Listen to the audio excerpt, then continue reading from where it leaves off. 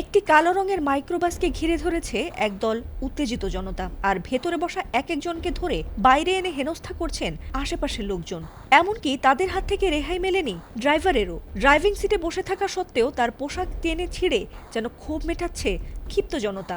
দৃশ্যটি দেখে শুরুতে যে কারোরই মনে হতে পারে যে এটি বোধহয় কোনো অপরাধ করে পালাতে গিয়ে গণপিটুনির শিকার হচ্ছেন কয়েকজন ব্যক্তি। তবে এর নেপথ্যের ঘটনা রীতিমতো হার মানিয়েছে সিনেমাকেও। আর এই চাঞ্চল্য ঘটনাটির ভিডিও ভাইরাল হয়েছে সামাজিক মাধ্যমে। আর ভিডিওটিকে ঘিরে অনেকেরই প্রশ্ন যে কি হয়েছিল সেখানে।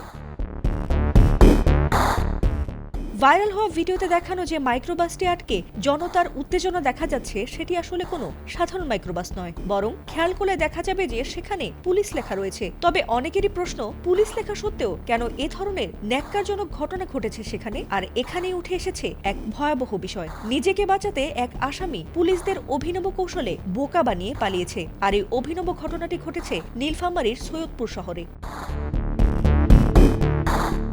পুলিশ সূত্রে জানা গেছে, মঙ্গলবার দুপুরে নারায়ণগঞ্জের ফতুল্লা থানায় দায়ের করা একটি প্রতারণা মামলার আসামি মহসিন আলী মন্টুকে গ্রেফতার করতে পিবিআই নারায়ণগঞ্জ ইউনিটের ৩ সদস্যের একটি দল সৈয়দপুর আসে। এছাড়াও সেই আসামি মন্টু শহরের মুন্সিপাড়া এলাকার বাসিন্দা এবং একটি গার্মেন্টস ব্যবসা প্রতিষ্ঠানের মালিক বলেও জানা গেছে।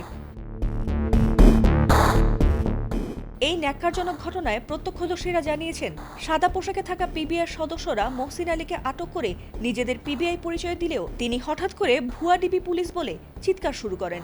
আর এতে মুহূর্তের মধ্যেই সেখানে উত্তেজনার সৃষ্টি হয়েছে এবং জনতার একাংশ পুলিশের ওপর ভুল বুঝে চড়াও হয়। এমনকি পুলিশের মাইক্রোবাসটিতেও ব্যাপক ভাঙচুর চালানো হয়েছিল সে সময়। আর তাতে কয়েকজন পুলিশ সদস্য ও চালক গণপিটুনিরও শিকার হয়েছেন।